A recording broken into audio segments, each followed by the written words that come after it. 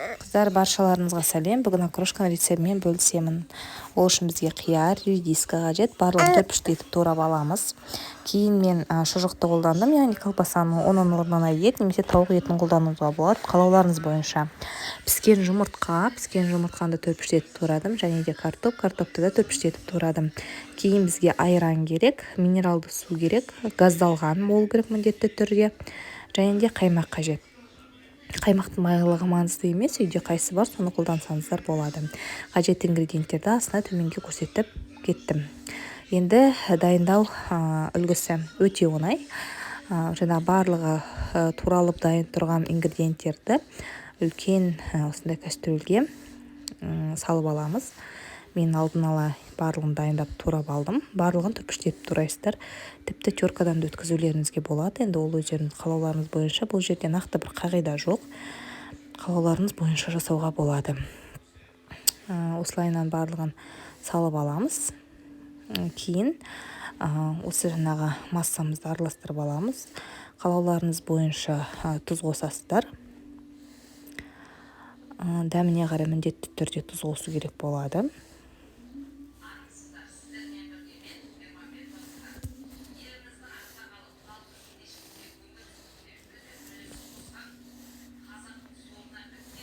Мен енді дәміне қарай қостым. Орта ас қасықтай қостым, бірақ өздеріңіздің дәміне қарай түзетіп отыруларыңызға болады. Кейін қаймақ қосамыз. Шамамен 2 ас қасық, тіпті 3 ас қасық қоссаңыздар да болады. Қаймақтың көптігінен неңіз қоюлау болады окрошкаларымыз. Кейін массамызға айранымызды қосамыз. Айран менде 2,5%. Деповский деген фирманыкін қолдандым.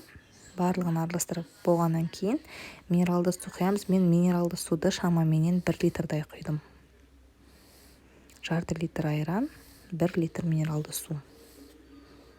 Кейін тоңазытқышқа бір 10-15 минутке қойып қоямыз. Содан кейін болды. Бұл жерде лайфхак, жалпы айранды және де газдалған минералды суды холодильникке сап-салқын етіп қойып қойсаңыздар тіпті керемет. Болды, дайын. Тіпті қалауларыңыз бойынша укроп, яғни жуа қосуларыңызға болады. Шыны керек, әдемі етіп сурет түсіріп үлгермедім, себебі біз барлығын ішіп қойдық. Астарыңыз дәмді болсын, міндетті түрде жасап көріңіздер.